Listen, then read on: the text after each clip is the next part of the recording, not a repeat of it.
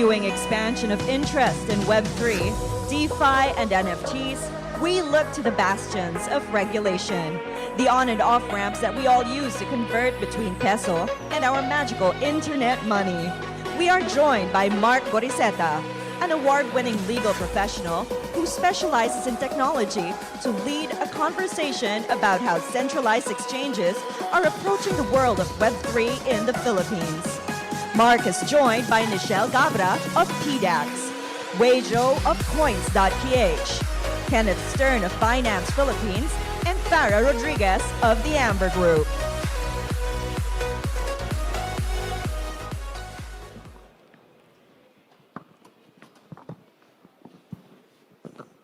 Okay, wow, full house for this panel.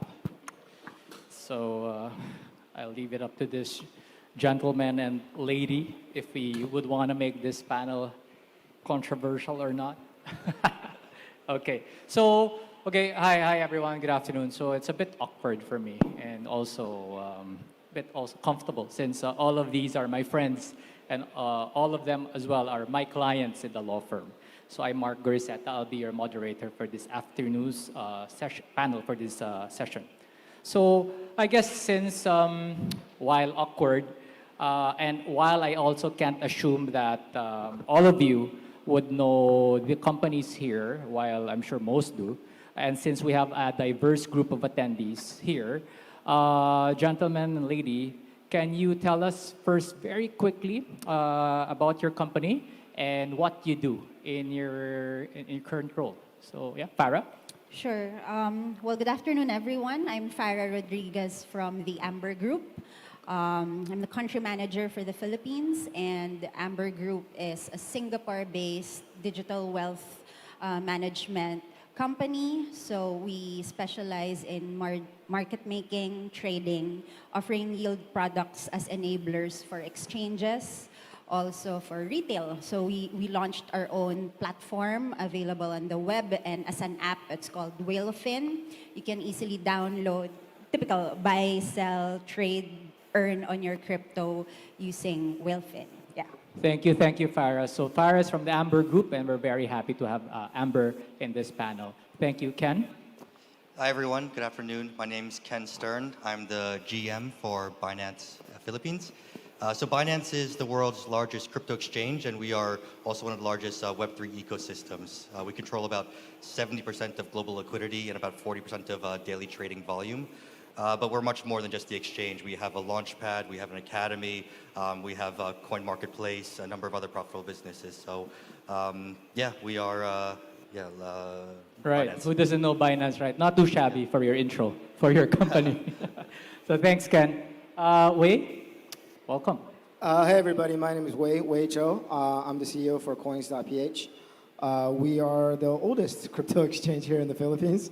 Hopefully everybody bought their Bitcoin early with coins from back in the day. But the current management team, we took over the company earlier this year.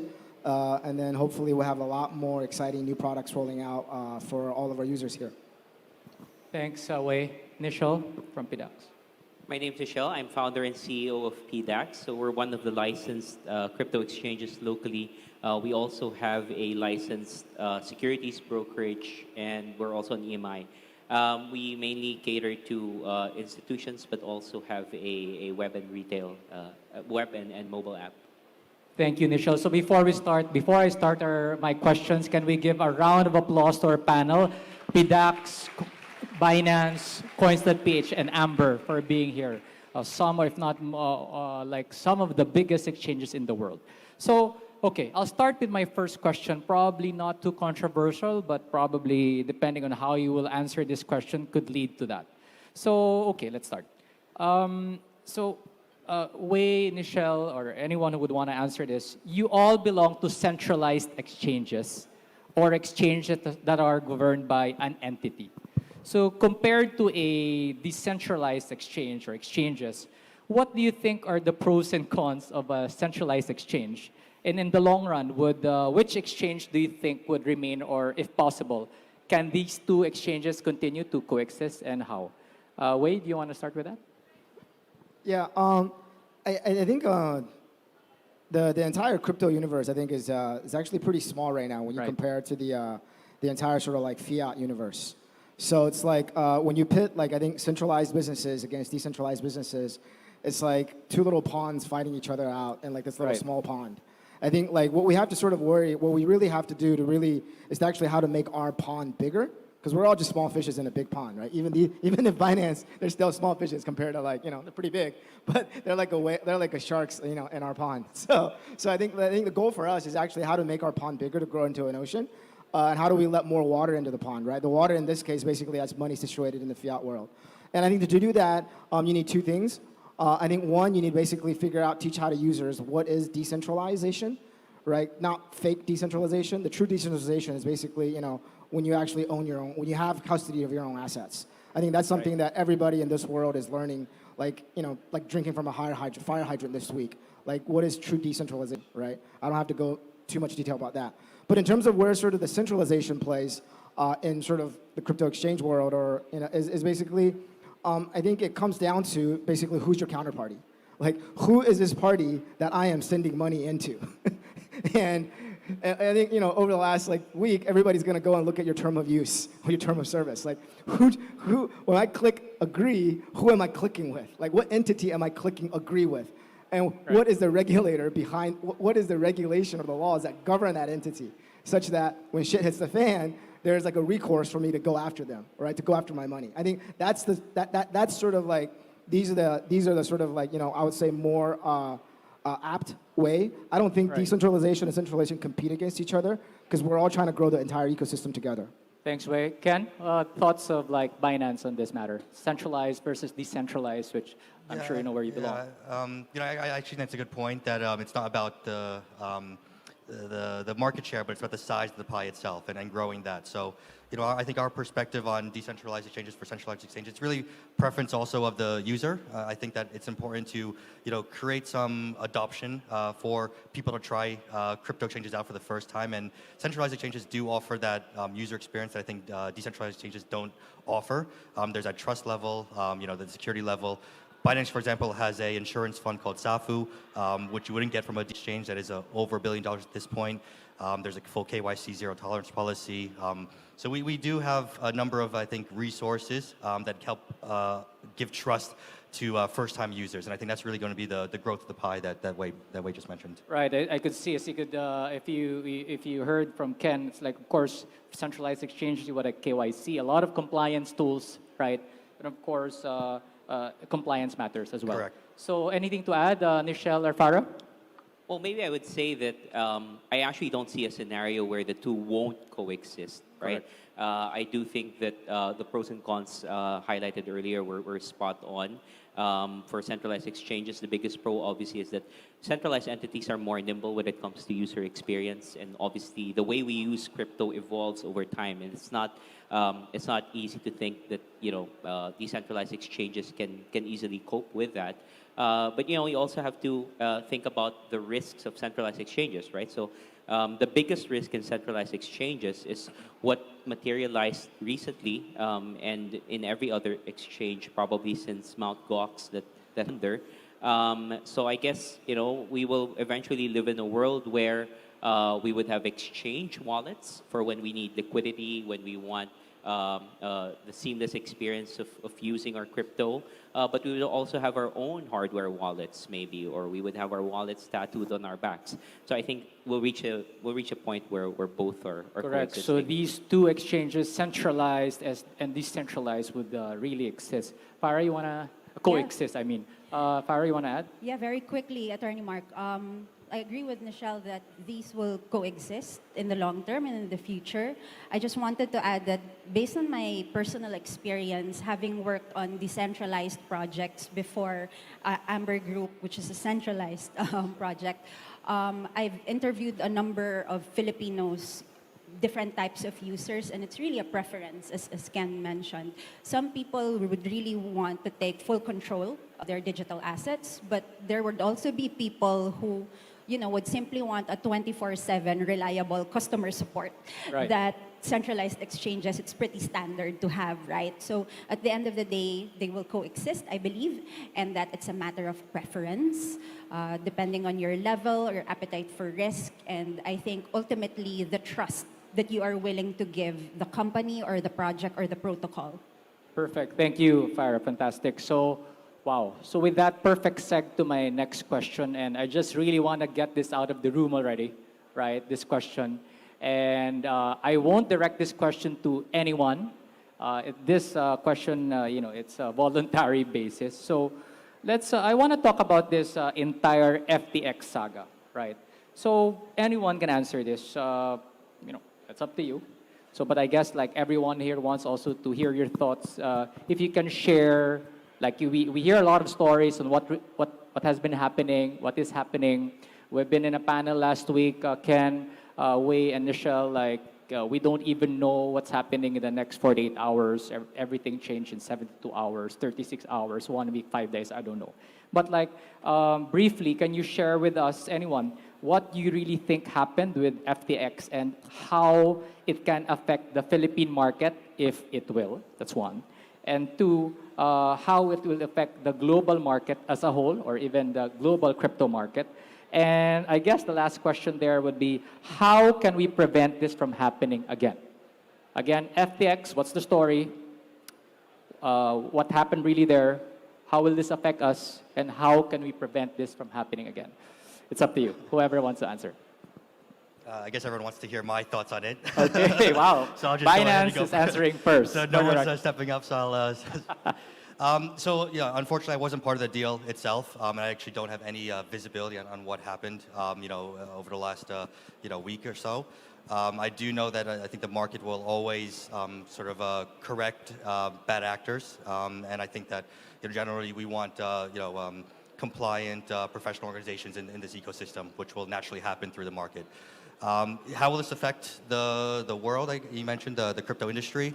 It's obviously not good for anyone within the industry. It questions the integrity. It questions sort of our Right. stance. Even the good actors on the stage. So Correct. it's not a positive thing.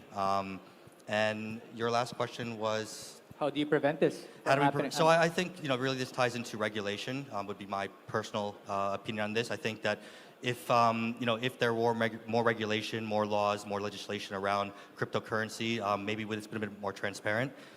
This obviously won't be the last time this will ever happen in the industry, and we don't know if it's the last time this year this will happen. But I think more regulation is something that is needed because of things like this. Thanks, Ken. Anyone? Yeah, well, I think with regards to what happened to FTX, we have enough publicized information.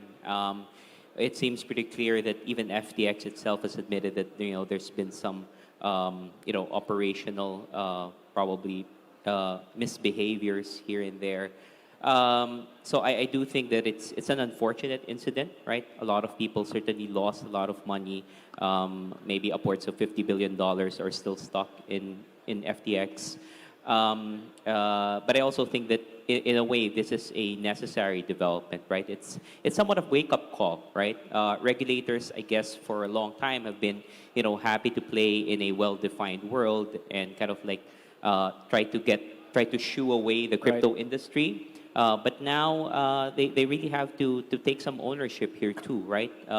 The reason that we're seeing large unregulated platforms grow so rapidly is because we don't have enough defined regulatory frameworks in the legitimate space to cater to the market. Now, will this happen again? I hope not. But what's fortunate here is that this is very preventable, right?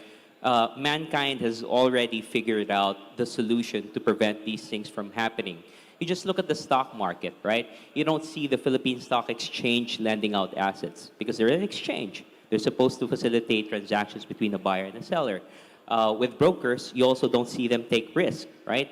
They buy, they sell, end of story. Dealers, on the other hand, they take some risk, right? And we accept that. So I think that going forward, we're going to see a lot of the segregation of roles in traditional markets. applied to the crypto markets, where you could have a custodian, you could have a broker, a dealer, you could have exchanges, and everyone won't probably have the same jitters as we do now. Right, so that's another topic altogether, right? The intersection of TradFi, traditional finance, and decentralized finance, and of course, as a result of what happened. Anyone else? Oh, Yeah, Wei? yeah. I'll jump in here. I actually know Sam personally. Met him when I was at Binance back in the December 2018. I actually know CZ quite well. He's my old boss. Worked for him for about 3+ years. So my take on this is actually, I think this is about a breach of trust. It's basically like when you interact with somebody, it goes back to what I said, like when you send your money to somewhere, right? There is that counterparty that you send your money to, right? That's sort of at the heart of this business, right? How do you build trust? Well, I build trust with my bank because every time I put my money in, I can take my money out. Same thing, you build that relationship with your exchange, right? When I use Trust Wallet or when I use decentralized wallet like MetaMask for the first time, I had no idea where the money was, but I knew I could move it, and by the fact that I can move it anytime I want without anybody's approval, like that taught me that, hey, this is a trustless system, right? So at the end of the day, I think when we talk about trust, you can trust 3 things in crypto. You can trust the code, you can trust the law, or you can trust the man. And in this situation, there's a significant breach of trust between Sam and all of his users. Why? Because you got an MIT kid, smart, brainiac, whose parents are law professors from Stanford. Really? Who's backed by some of the most recognizable names and funds in the world. And people build trust that way, right? And guess what he did? He broached that trust, right? And I think that system kind of remains today. It's like, you got to trust something, right? Otherwise, you won't be able to get your asset out, right? And I think sort of like, and what we found this time is that the code he fucked with, right? He built a backdoor, and laws obviously didn't care about because he didn't care. Right? So at the end of the day, there's a breach of trust between Sam, the person, right, who runs this entire platform, and all of his users. Right? And I think at the end of the day, we have to sort of come back to what I said earlier, sort of like, do you trust the code? Do you trust the law? Or do you trust the man? And I think that's what you really have to think about when you sort of like send your money out. So it comes down to that. Yeah. Correct. You want to add? Yeah, quickly, attorney. My personal takeaway from all of this is, I think when one company in our industry collapses, it's barely a win for a competitor or anyone at all. When consumer confidence is shaken, every one of us would have to rebuild on that trust. So it's a call for higher standards to self-regulate. So on an internal level, just put higher standards. Also to be prudent with the funds of our customers. And lastly, to work together with regulators, with players, to make things better. It's in our best interest. Right. Yeah, I totally agree. So I think in several talks, we think that while we have enjoyed, and we will still enjoy past years, we've enjoyed years of innovation, and I think that will continue. But personally, I think 2023 would be a year of regulation, right? And also a year wherein really to separate the legitimate players from the not so legitimate players. And with that, let's now go to our next question. We talked about trust and regulation, right? So my next question is, to any of you, probably we can start with Wei or Ken. How much regulation is too much regulation? Or conversely, how much regulation is too little regulation? So this is specifically to draw from your global and or local experience in being able to secure regulatory approval and in working with the regulators towards having compliant platforms and products. So what's the trend globally and in Southeast Asia or in the Philippines and that you've experienced firsthand? And if the Philippine regulators are here now or can hear you, what's in your wish list? So what's too much, what's too little regulation, and what's in your wish list? Yeah, I'll jump on this one. I think from a regulation perspective, there's dumb regulation, there's no regulation, and there's smart regulation. I mean, it's pretty much, right? And then in terms of smart regulation, well, people have had crypto exchanges and have had cryptocurrency ownership for the last, it's been 10 years or 15 years. It's been 2008, 2009 since Bitcoin's been founded, right? So the digital asset cryptocurrency has been around for a long time, right? And the lawmakers and the regulators have to say that, oh, they're just learning about this industry is bullshit, right? They've had plenty of time to learn about this industry, right? So like coming back to that, coming back to sort of what I said earlier, is that I think from a regulation perspective, there's key things you have to care about, right? The original points, the talking points for regulation is actually custody, right? You are a custodian of user assets, right? That is the most important thing for digital asset businesses. You are a custodian of user assets. What is the law say about custody, right? What does the law say about anti-money laundering, right? Those are the fundamental building blocks of the financial asset class, right? If you want to run a regulated business, those are the two key things that people care about from a regulatory perspective. I think from what we've seen from the FTX scenario is, hey, like Nichelle said, maybe we got to bring in some of these like stock exchange or equity exchange, stock exchange practices on fair dealing, right? I think that's something that we need to start caring about. You can't trade against your customers, right? That's pretty straightforward, right? And the third point, whereas I think some regulators have cared too much about the differences between utility token and security token. I mean, that discussion has been in place since the beginning of tokens, since Ethereum started doing smart contracts. Hey, guess what? If you don't even have custody right, and you don't have like fair practices right, like what's a utility and what's a security, it doesn't really matter that much, right? These are startups issuing tokens. They're startup tokens. You can call them whatever you want, right?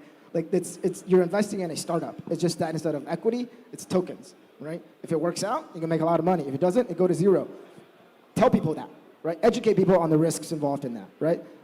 Beyond that, you know what? Everybody can put in $50,000, right? It's just sort of like put a number on it. Cap people's losses or something like that, right? So I think that in my mind is smart regulation. Focus on the key things and then keep it consistent. And then you modify over time, right? So I think from a regulatory perspective, what we've seen in the US is actually a lack of clarity has actually caused a lot of this. Because I think the people that actually lost the most money on FTX are actually American institutions, American LPs, and American funds. Right, very interesting. So like, I guess from that, my own takeaway is that really differentiate or have clarity on the really loss on custody.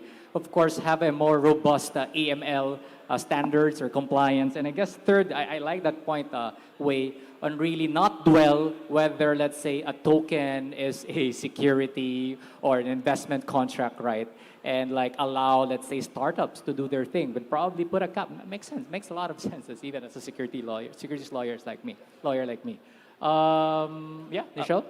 Yeah, so I guess my short answer to this is that if we see the industry destroy $50 billion in value twice in 1 year, there's definitely room for somebody to step in. Now, the long answer is that I'm sure it's very difficult to balance a lot of interests here, right? You have to consider the growth of the industry on the one hand and also protecting consumers on the other. Now, that is a very hard calculus to make, and probably there are better minds out there to figure out what the happy compromise is. But for me, one thing is quite clear. There's too much regulation if there's not enough enforcement to align with the amount of regulation, right? Like if we have very minimal regulation, but it's strictly enforced, and everyone's playing by the rules, then perfect, right? No matter how much regulation is out there. But I think right now we're reaching a point globally where there are existing securities laws, there are existing laws against fraud and laws to protect us against bad actors, but they're just not being effectively enforced. And what tends to happen is we are actually penalizing regulated players because regulated players will always try and follow rules. But hey, you know what? You're operating in the same market, but it just so happens you're not registered. You don't have to comply, right? So there's too much regulation if enforcement is not there, right? Or if enforcement is lacking. They have to go together. Yeah, I think like Nichelle has been clear about that really, or has been championing that, like, it's really enforcement of existing regulations. It's also for the benefit of everyone. I think, as mentioned by Wei as well and Nichelle, here in the Philippines, while their exchanges are regulated by the central bank, right? Of course, our SEC has come out with their draft rules, which is remains to be drafts, right? But I like the points of way that not really dwell on investment contract, not really like put everything under the how we test, right? And like really put a cap so that investor protection is still there for certain investments, right? Ken, you want to add to that? Sure. So when it comes to regulation, our stance is always that we welcome regulation. We're actually one of the most regulated exchanges in the entire world. We have G7 licenses in Spain, France, Italy, to name a few. So I think when you talk about too much regulation, I think you're talking about halting innovation and not allowing companies to continue to push the boundaries. But too little would create gray areas and confusion, and would also halt innovation as well. So I think it is important to be regulated, but I think an understanding of what that regulation means is equally important. The way I think about it is very simply, when cars were invented, you didn't apply the laws of horses to cars. It's a new technology, so you need to understand what this new technology can bring to people and how dangerous or how effective it can be. The wish list, I don't think anyone mentioned it, but I do wish that they would actually ask local exchanges and global exchanges for advice as they crafted these laws. And I think that would be one thing that we can work with the central bank in the Philippines with, but also we've done this in a number of jurisdictions around the world. We are in a fortunate position that we are very regulated, and we'd love to offer some of that advice to the Philippine market. Right. I think also, Ken, that for the benefit of everyone, Binance and we have actually started that conversation even since the Senate has come out with this draft Digital Asset Act, right, of 2022. The goal of that is supposedly define what a digital asset is and supposedly be able to consolidate, definitions from the BSP and the SEC or globally. Farah, like before you answer, I just wanted to, I think since Ken already started the conversation on this, on as mentioned, a lot of like vulnerabilities, rug pulls, right? So for your respective institutions, so you can answer this again, Ken. What steps are you doing to really promote market integrity and investor protection? So what programs, steps within your respective institutions? You want to start, Farah? Yeah, I can start. Well, for us at Amber Group and Whalefin, our platform, even before everything, all of the collapses, we have been actively working on getting a full financial audit for our group, the entire group. Also, in the spirit of transparency, being able to publish this, so also our proof of reserve and how exactly we are managing the funds of our customers. Transparency, right. Correct. Also on cybersecurity, we've always been transparent about sharing that we spend a quarter of our operations budget on cybersecurity. Wow. Because we know that working with institutions and also our end customers, it's very important to secure and put an extra layer of protection. Those are also insured. So all of our wallets have insurances. Interesting. These are just some of the steps that we're making. It's very important for us at Amber to comply in every market that we try to go into. We have yet to secure a license in the Philippines, but our experience in Asia tells us that each market has its own approach. And we respect that. We want to comply with that. So we want to work with the regulators and help out on how we can push this forward faster. Nice. Wei, any programs in Coins.ph that you want to share with us regarding market protection, market integrity, investor protection that you want to promote? I think like there's how do I want to talk about this? It's a little bit I wouldn't say tricky to talk about this, but actually I think it's more important to say we follow the rules and the guidelines of the BSP as laid out by their virtual asset service provider. Right. We're a license holder in this country, and we follow the rules of this country. Right? It's pretty straightforward. And right? we make sure to follow. Yeah, we have regular audits from the BSP. As soon as the FTX event happened, the BSP reached out to us and asked us, a lot of questions about what our exposures are, what our issues are, what are we doing to deal with it. I mean, it's what happens when you run a regulated business, right? You have regulators, you have regulatory oversight in your business. And what happens when I don't do that? I will go to jail. So it's a pretty black and white sort of question and answer. So I don't need to go say, hey, I'm doing this or I'm doing that, and be like, I follow the rules. Pretty easy answer. Right, Michelle, you want to add? I think this is one area that we really invested a lot of effort into, in that today PDAX pretty much operates like a bank, Correct. and in some respects that it doesn't always make for the best user experience, but we operate to a level that is comparable to a bank. Our risk officer is from a bank, compliance officer is from a bank. Our Correct. operations managers are also all from banks. I'm from a bank. Our treasury risk officer is also from a bank. Now, granted, banks don't offer the best user experience, but at least this level of I guess attention to best practices in Right. finance And structure. will probably serve the best interest of the crypto market. Perfect. Wow, really fascinating. For my last question for everyone, since we have 5 minutes, I guess. So fitting to to our theme here, Web3 Festival. So like, what do you see your institution's role in Web3, NFTs, and in building the metaverse in the short term and in the long term? And also connected to that, how do we all stay safe in Web3? So what's your role in Web3, the metaverse, NFTs, and how do we stay safe to end? Briefly, Michelle? Well, as a centralized exchange, I think our most immediate role is quite clear. We don't teleport into the metaverse or into Web3 applications. We go through exchanges, right? So our job in this ecosystem is to make that transit as seamless and as safe as possible. But we also, I think, serve a larger role, and that is that a lot of Web3 projects require more of an ecosystem in order to become viable, Right. It's no longer like a Web2 product where you can, achieve your MVP, your minimum viable product, and then you go to market, and then boom, round of applause. In Web3, the job is more difficult. You need to figure out what regulatory frameworks apply to you. You need community engagement. You need token support. You need token liquidity. And I think centralized exchanges probably are in the best place to do that too. So PDAX, while we operate the exchange, we also have a separate subsidiary that's a venture arm, Archipelago Labs, Right. that will help bring this ecosystem support to Web3 projects. Thank you, Michelle. Wei?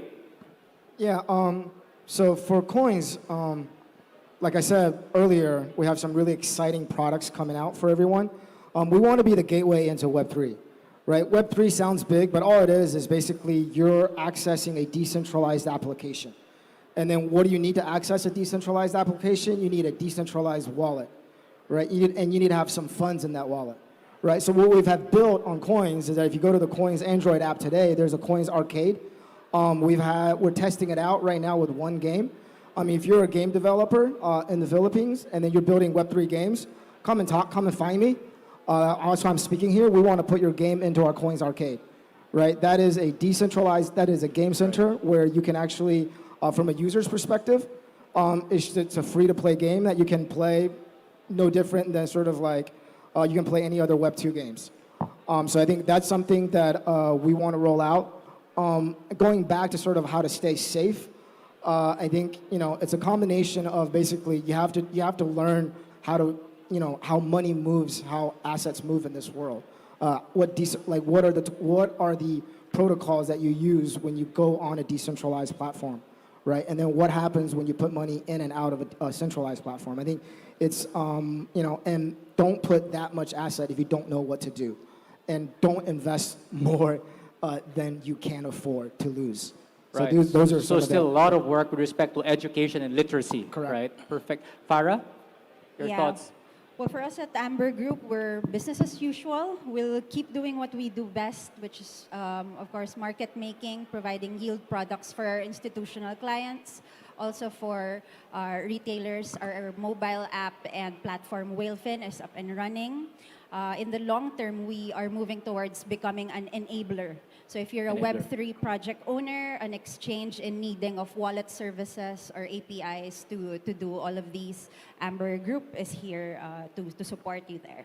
Perfect. Thank you. And last words from our friend from Binance, Ken. what are the plans of Binance? Yeah, I think there's this three main things we want to focus on. Number one, compliance. Number two, remittances in the Philippines. And number three, education. So in compliance, I think we've built one of the world's largest compliance teams. We have over 500 people globally, many from FBI or Europol working on our team to help against cybercrimes rather. One thing that we've done in the Philippines is we partnered with the CICC, Cybercrime Investigation Committee, under the DICT, to actually train local law enforcement on cybercrimes. We had a 2-day seminar about a month ago where we had over 100 law enforcement agents from Philippine National Police, DOJ, NBI, and we actually brought in our international resources to train local law enforcement on how to solve cybercrimes. Remittances, I think, is probably the best use case for crypto use in the Philippines. My mom being an OFW, I've seen firsthand the struggles of transferring money globally. And I think as more OFWs start to understand the power of remittances through cryptocurrency and use of stable coins and how much money and time they will save in fees and convenience, I think that's going to be a huge opportunity to get crypto seen in the Philippines to be one of the largest in the world. Education is something that we've focused on significantly in the last few months. So we've partnered with universities like the Philippines, FEU, Enderun, a number of other institutions, and we really want to educate from the university level. We're offering scholarships, grants, free blockchain courses, so we really want to help the next generation of Web3 developers in the country, and we think that the Philippines is really one of the best markets to work in, and I'm excited to be a part of it. Thank you, Ken. So on that note, can we give again another round of applause to our speakers and panelists here? Farah Rodriguez from Amber, of course, Ken from Binance, Wei from Coins.ph, and Michelle Gaba from Bidax. I'm Mark Goriseta. Thank you, and enjoy the rest of your afternoon. Thank you for being with us, Mark Goriseta, Michelle Gaba, Wei Zhou, Kenneth Stern, and Farah Rodriguez. And now for our last panel discussion for the day, we are going to talk about empowering Filipinos through fintech.